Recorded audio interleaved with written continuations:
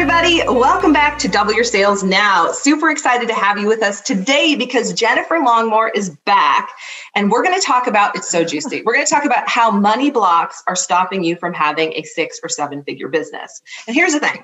We've talked about this in a lot of shapes and forms before, but Jennifer is more than an expert in this place. Like she has helped clients take massive quantum leaps. And I've been lucky enough to be in some of her programs and experience her work. And so if you haven't yet, I interviewed her before, go back and listen to that one first and then come and play today. Because this is going to be about how to set yourself up to have a phenomenal 2021. 2020's gone, like clear the decks, it's gone. A lot of you had great years anyway, though. But like, what if you could quadruple, 10X? Like, what do you want this year? So I just want to say, Jennifer, welcome back. So fun to have you here. Thank you. Well, as soon as you said, go back to listen to the old interview, I feel like I was in probably such a different energy even then as well, because we were right in the midst of all of the things last year and still trying to sort out, how do I make offers in a time like this? And is it okay for me to make money in a time like this? And, all the things that we were all personally navigating in our own different ways. So Now I feel like this is the year where we're really being called to create massive financial sovereignty and to make sure all of our eggs are not in one basket, to make sure that we build the plane while we're flying it. And I mean mindset in that, like a lot of us get into the and or. I'll go out and market my thing once I've worked on this personal issue. I'll go out and approach this particular outlet to be on their podcast when I've done X, right? And we get into all this and or thinking. And if we go into and also thinking, how can I make a lot of money this year and still navigate my stuff, even when it's uncomfortable? That's really going to serve us this year. Awesome. Okay, everybody, you can see why she's back. Like there's going to be and here's the thing, Jennifer and I had to stop talking because we started the show before it started, right? So there's this before. So we're saving the really good stuff. I said, don't talk about, just wait. I want to wait until the show. So anyway, so get ready, take out your pen and paper because you're going to take a lot of notes. Before I tell you more about Jennifer, if you don't know her yet, couple things. If you haven't, go to salescoachnow.com/gift to get our 6 secrets to doubling your sales. It's a very simple PDF. It keeps us connected as well. So then you're part of our community. You can download it, put it on your desk. It'll help you get to the next level in your sales, right? Also, if you haven't yet, go to iTunes, leave us a review there. It helps other people learn about the show. We deeply appreciate it. And we have a gift for you as well. So you can go to salescoachnow.com/giveaway. And we have a cool one great goal gift for you when you leave us a review, just to show our gratitude because it helps bring other people here. And right now, everybody needs more hope. Everybody needs more inspiration. People need more motivation. Like you're ready to go, but like you're missing something, or maybe you're not hanging out in a community that's getting you to that next level. We want to be that safe space for you so you can rock 2021. All right, let me tell you about Jennifer. Jennifer and I are now soul sisters. Jennifer Longmore is the founder of the premier training school for conscious entrepreneurs as a global authority on soul purpose, conscious business, and the energy of money. The energy of money. We're going to talk about that today. She is the acclaimed host of the 7 Figure Club podcast, which I got to be a guest on, which was so much fun. It's phenomenal.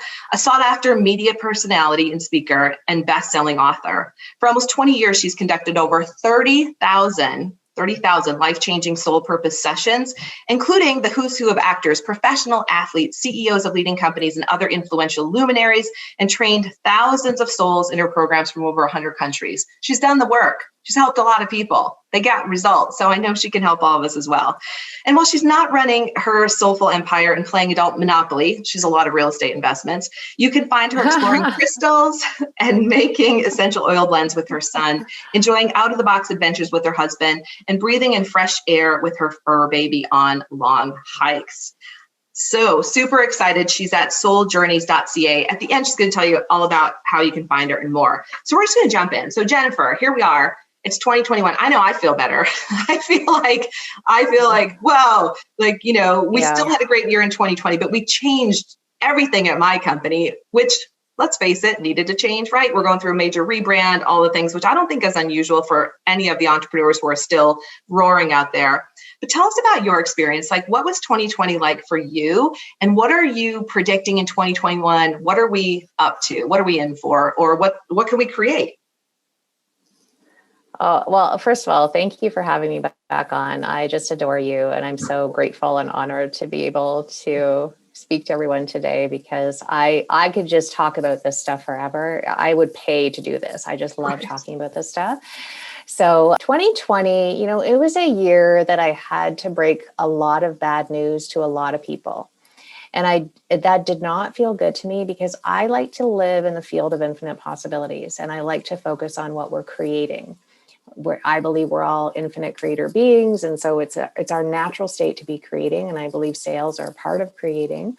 So when we're being asked to be in wait and see for a really extended period of time, that feels really unnatural for those of us, especially someone like me that's a generator, where I'm used to go, go, go.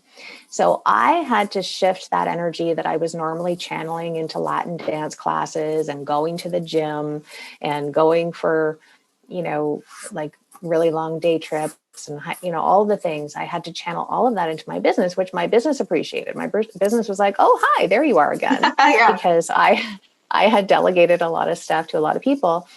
But I actually, when all of this first happened, I just went into service mode. I wasn't even focused on sales.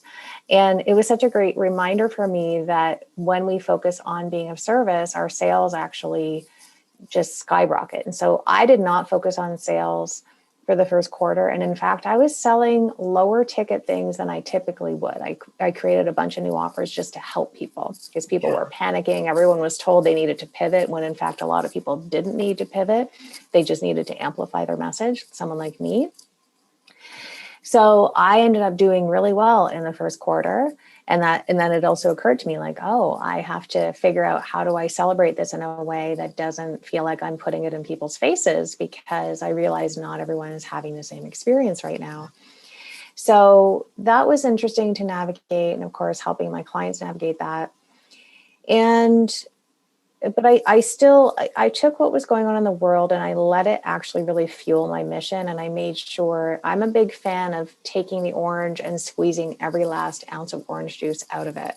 Right. So I wanted to make sure any aspect of me that wasn't fully lit up in my purpose was bringing all of myself to the table. I was willing to require more of myself. So we had a great year last year, but I came into this year with a different energy. I'm really clear that, well, from what I'm getting from the guidance, but also just what I'm seeing, that collaboration is going to be a big thing this year. And I know we're going to talk about Clubhouse, because I've got some cool things to share about that. But I can see that the interesting thing is that Clubhouse was launched around the same time that these energies were already going to be present. We're having more feminine energy come onto the planet, and feminine energy loves to collaborate. She loves to build community. So we're going to see a lot more collaborations this year, just natural collaborations, the real pull to collaborate.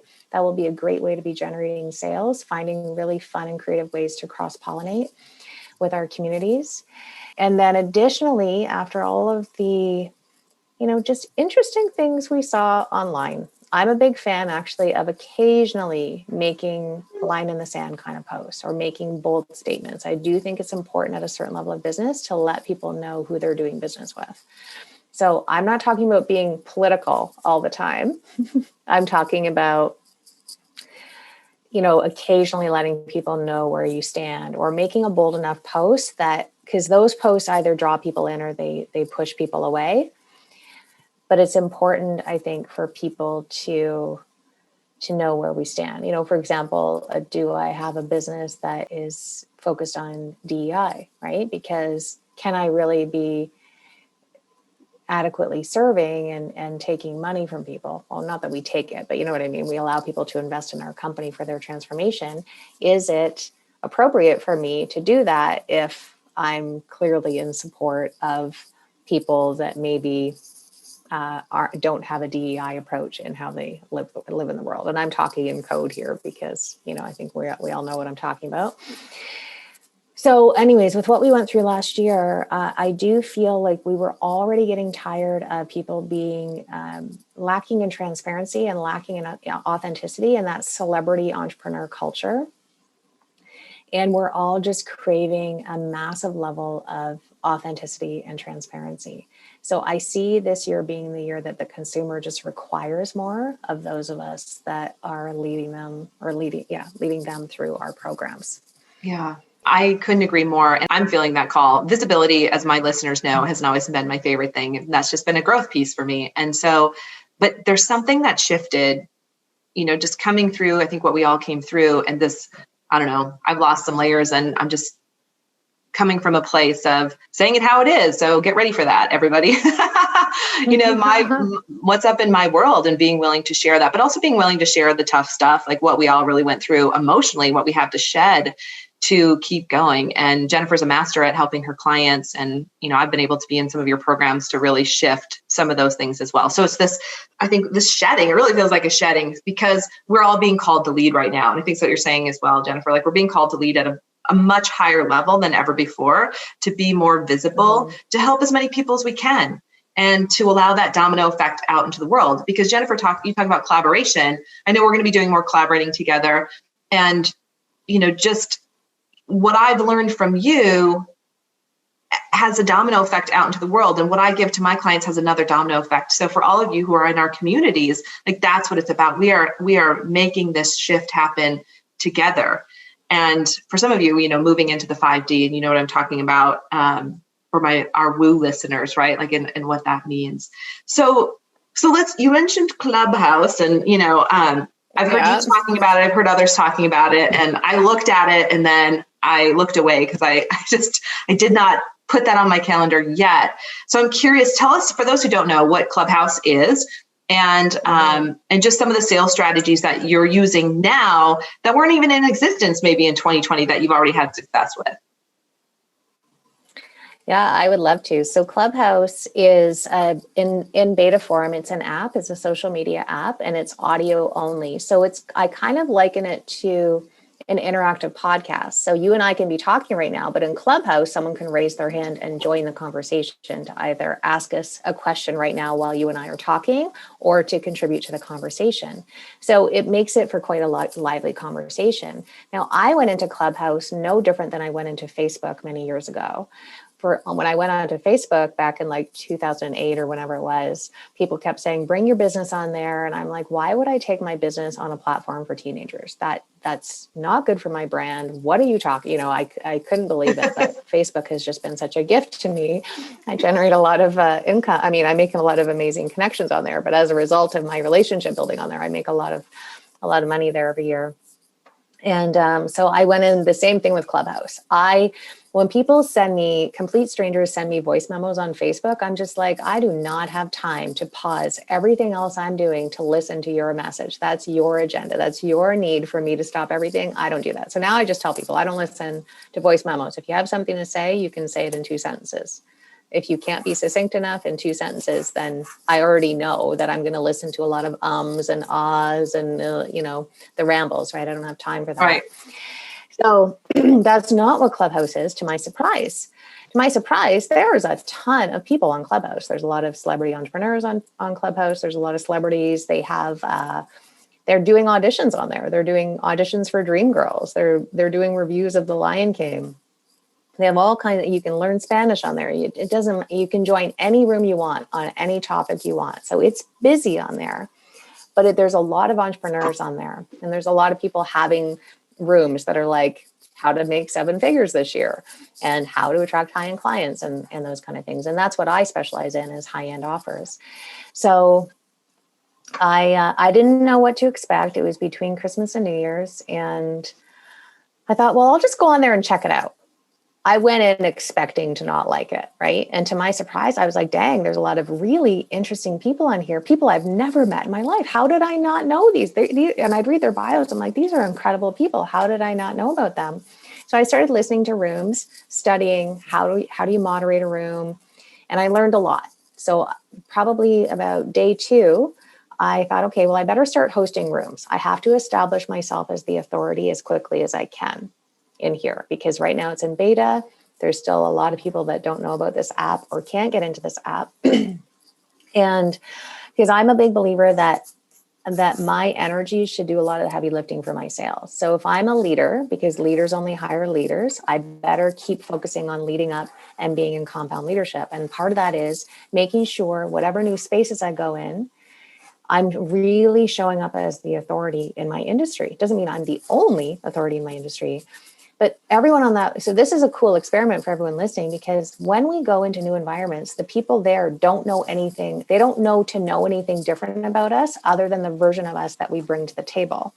So if I had have brought my, I don't know if there's room for me on Clubhouse, everyone's talking about the same thing, that those kind of monkey mind things we go into, that's a very different energy than if I just go on there and I'm like, hey guys, I'm the authority in this. They don't know any different, not because I'm lying to them, I'm being in the energy that I'm in. But if we bring that version of ourselves that we're growing into and just show up as that person, that's the only way they get to know us, right? They don't know, how like when you and I have gone through this, right? When we were making, 10K months, people view us very differently. The peers we have when we're making 10K months, some of those peers can't calibrate when we start making 50K months. They can't see us in that new version of ourselves. They only see us in that 10K version and are still trying to hold us to that old way of being that we were in. Do you know what I mean? Yes. Yeah. So I just thought, well, I'm going to bring my full on authority persona to Clubhouse. People here, people know me on there, but there's a lot of people that don't. And so they don't know that they should view me as the cute little healer that was, having a gazillion satellite offices way back 17 years ago and, charging $100 an hour. They don't know that version of me. They only know the version of me that I present to them. So anyways, I learned that on there, you have to have compelling titles because there is quote unquote competition. There might be at any given time, 20 business related chats at 7:00 at night, for example. So I know, and not unlike any sales page or anything, right? I have to have a compelling title to get people in the room because they're not even going to come into my room if my title's not compelling. Once they're in the room, then it's my job to lead in such a way where it's invitational, where I'm talking to leaders, I'm not talking to followers, right? I think that's a mistake a lot of people make when they want to sell high end, is that leaders are like, no, just tell me what the result is. Tell me what the value is. I don't need you to tell me all my pain points and, walk me through this journey, right? That can feel patronizing to people like you and I, because we're like, no, we get it. We're just asking you to help us with this particular thing in our company. So anyways, compelling title brings people in. And then right away though, and this is the authenticity and the transparency, because I feel like the voice just carries this thing, right? You can hear in someone's voice. Like I moderated a room recently with someone about 7 figures, and I could tell right away she did not know what she was talking about. It's hard to explain it, but she was not embodied in her wisdom and she couldn't give any tangible guidance around this thing. It's kind of hard to explain, but I think we all know that feeling where we're like, oh, I feel like there's a mismatch here. I feel like something's not quite clicking. So I'm sure that reflected on her because people can feel that. It's just a weird, like when you're really embodied in your authority, you just speak from a certain place, right? So anyways, the goal on Clubhouse, so I poured into people. I'm all about giving value. I make very soft sells, if that. And I could feel people leaning in. I think we all get that feeling like when people are leaning in towards us, it's an intangible thing, but we can feel like, oh, and you can almost kind of identify who those people are. So then I just start speaking to those people. I don't call them out by name, but I'm speaking to them and really tuning into what I feel they need to hear because I can feel that they're leaning in. Well, sure enough, those people that I sensed were going to be the ones that reached out to me did. So on Clubhouse, there's no way for you to carry on additional conversations, meaning you don't have an inbox, you don't have a way to text people directly just from Clubhouse or any of that. So our job, and this is a great reminder anyways, our job, whether we're on LinkedIn and it's not our primary place, or Instagram and it's not our primary place or whatever, lead people to where you're hanging out the most. So on Clubhouse, you can link up your Twitter and your Instagram, which I do. And then you can say to people, okay, by the way, I mentioned before my free money gift. If that's interesting to you, why don't you just hop on over to Instagram right now while we're chatting, because you can have multiple screens open and just DM me money and I'll know what that's about and I'll send you my free money gift. I just ran a challenge, as you know, and I didn't even expect this, but I had listened to someone's chat earlier and she said that she filled an entire challenge from Clubhouse. So I'm like, I'm going to try this. So I just started seeding it into the conversations. For example, next week, I'm hosting my quantum money frequency challenge. And I'm really excited because I can already feel A, B, and C, or I'm really excited to share this bit of information in there, right? So I was getting people excited about this free challenge. Well, I had 70 people come from Clubhouse to my challenge. Wow. No money spent. Right. Right. So it's a great lead generation tool at the bare minimum. And then it's our job to just funnel people towards where we want to hang out the most. Of course, I had a ton of people join my Facebook group, and I had a ton of people join my money or like opt into my money freebie, which is great because it really is, I believe, valuable. But then, so I had these people approach me and they wanted to know, they knew right away that they wanted to join my programs. And so 200K later, a week into Clubhouse, not even really knowing what I was doing, that's what happened. But I also committed, I thought, okay, well, I need to fail forward quickly. I don't know what this app is. I don't know how to use it. I don't know anyone on here. I've got to, be on here 30 days, not all day. I'm not one of these people you're going to see in there all day. I go in an hour a day to do some sort of talk, to host a room, because I'm way more interested in being the authority than I am listening, but I will listen to talks that I'm interested in. So I might, if I'm spending an hour checking emails, I don't ever just listen to Clubhouse. If I'm checking emails or responding to Facebook messages or something that doesn't require the same bandwidth, that's when I'll also have that in the background, almost like listening to a podcast. But why I do that is because, well, I may get some great tips.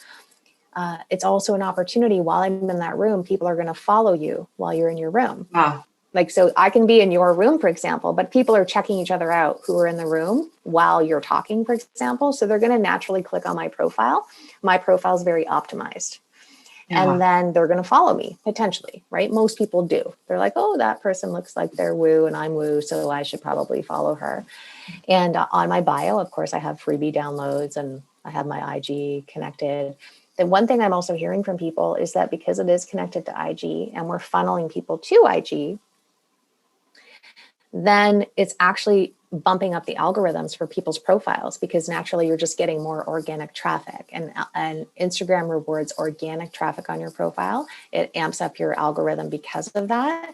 So here we are funneling people from Clubhouse to Instagram. Those people are messaging you. They're going to like your profile. They're going to also follow you on Instagram. So now Instagram goes, oh, this person must be doing something good for people. They must be adding value to people because she's getting organic followers. So we're going to reward her by improving her algorithm. So it's really fascinating, right? And I'm not techie at all, so I'm probably not doing this justice. But anyways, I think when we, again, just show up and serve. Hard pitches are not going to land well over there. It seems like the culture right now is that people are just pouring into each other and wanting to help each other out and really be of service. And you and I know as leaders, we're so decisive. We're already going to know right away if we resonate with someone and want to go out and reach out and hire them for something, right? Or join their program or whatever.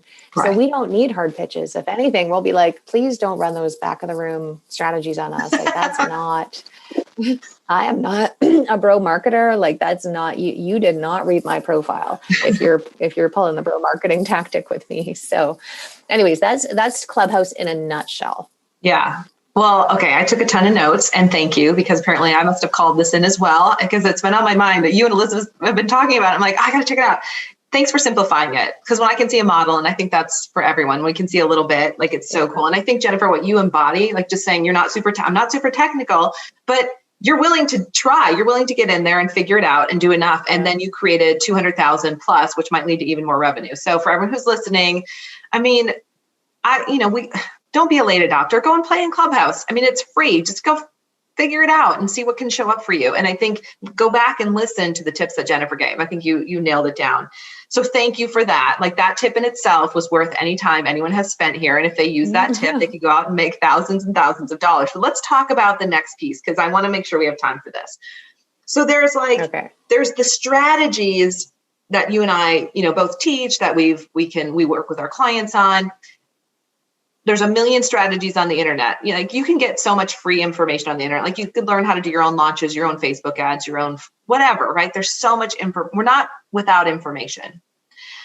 However, you and I both know we've met a lot of people who have a ton of information, who've been to every seminar in the world, and then there's something off about what you could say is their energy around money, their money frequency, what they're willing to allow in. And I know you are an expert. Like, this is the juice. You love helping people release money blocks, as I do too. Like, you and I could swim around in this conversation all day. So I mean, you're an absolute expert in really helping people make quantum leaps with their money mindset, which then leads to the other quantum leaps in their business.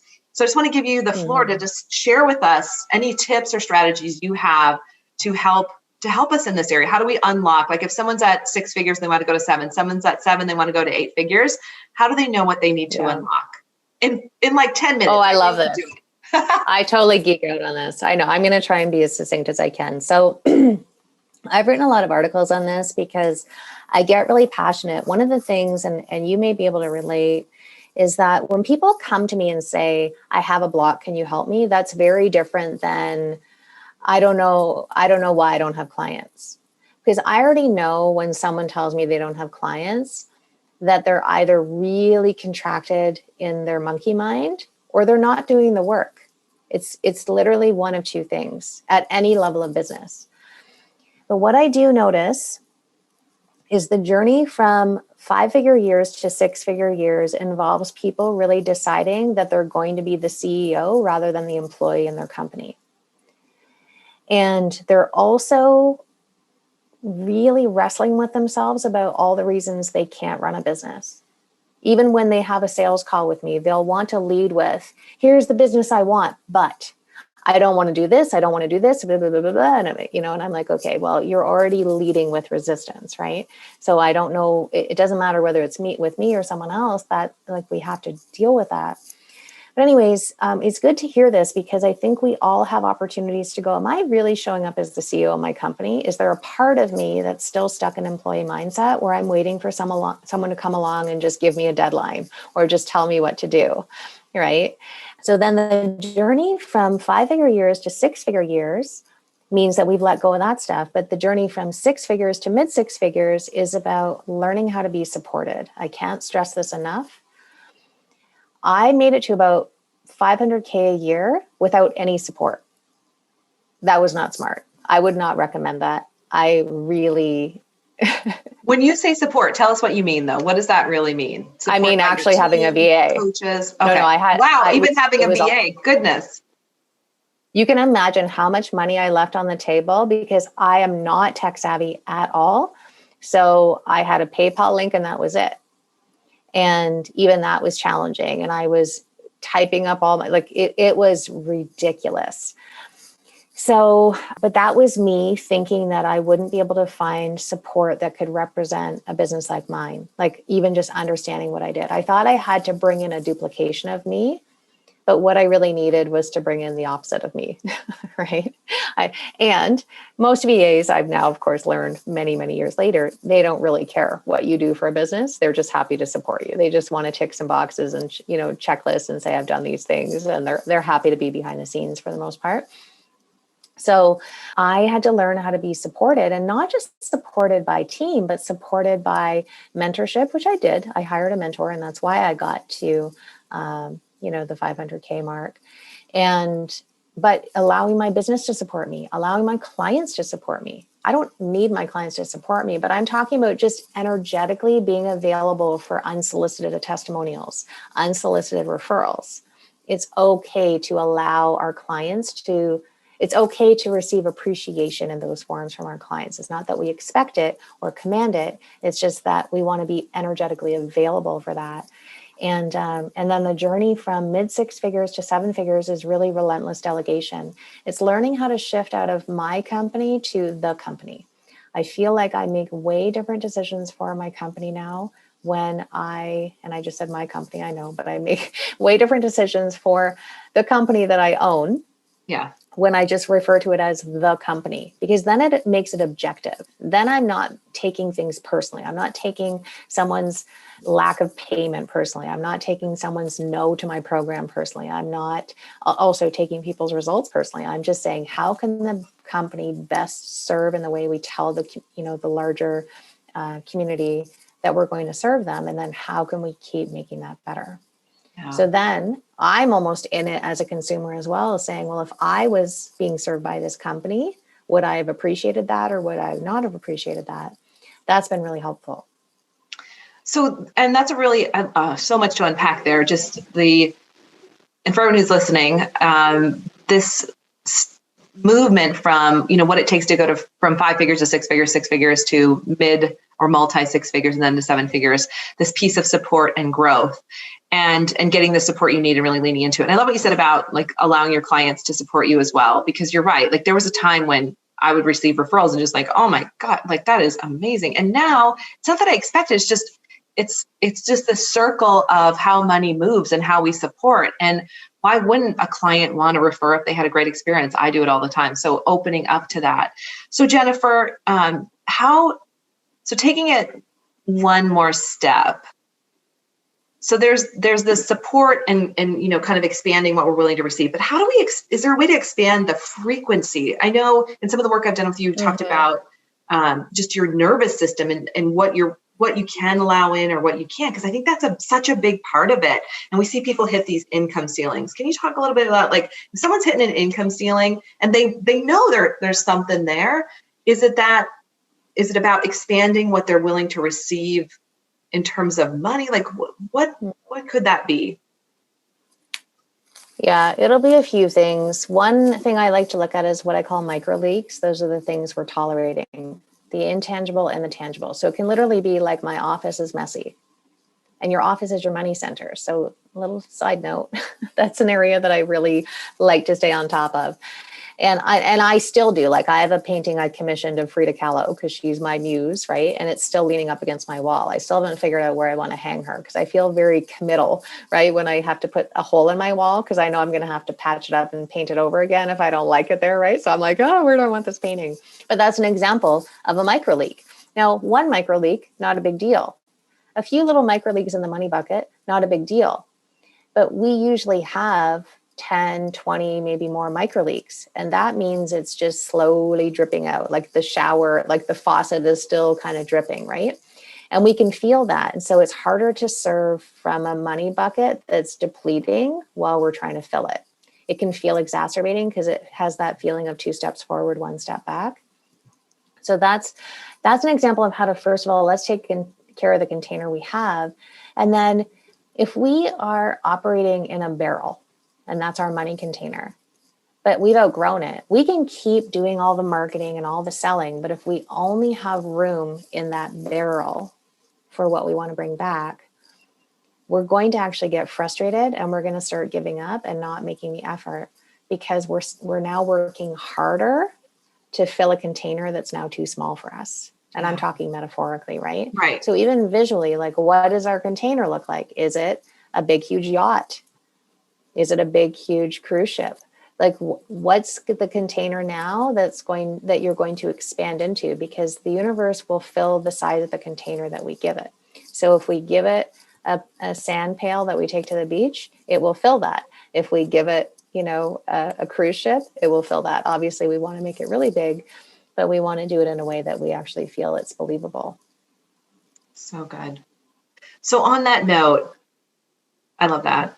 Yes. Have you filled your sand bucket or is it a cruise ship? Or if it's a yacht, my husband was just showing me that this yacht, it's a $500 million yacht. And he's like, what would even be on this? Like we were dreaming about what would be on a $500 million yacht, right? Isn't that fun to think about? And so that's like, as next steps for everyone who's listening, like really dig into that. What can your business handle? What can you even let in right now? And that speaks to how much you're charging, the packages, the programs, the team, like what you are willing to allow in. So Jennifer, as we wrap up, of course, we want more from you. So I know you have some great free gift and there's other ways, like if people want to work with you privately. So tell us more. Well, thank you. Yeah, I have so much to say. And when you mentioned team, I'm like, yeah, I interviewed an OBM that supports 8-figure businesses yesterday. And then it occurred to me, well, no wonder I've been slowing down my sales because my main VA is probably a 6-figure VA, meaning she's probably at her capacity of supporting people that are making about 100K a year. So she's a lovely person and she's a worker bee, but she's not I need her to be running my company the way I would need her. You know what I'm saying? Yeah, I do. So that was a great lesson. That was a great aha for me to go, well, that was me. I created that. Why did I allow that substandard support in my company? Because that is slowing down my sales, because I don't feel like we have the capacity with her on board to onboard the amount of people that I actually need to be inviting in for this one container that I'm filling. So I'm super excited to bring in this team member that's actually going to bring wisdom into my company. And she's going to elevate these systems to where I already need them to be a matching, you get what I'm saying. Yeah. So anyways, I have a few different masterminds that I run. I have the 7-figure club mastermind, the 6-figure club mastermind. Those are for people that want to, either add an additional 7 figures or get to seven figures, etc. But I have a free money gift, which goes over the money blocks, and they're relative to all of us, including myself.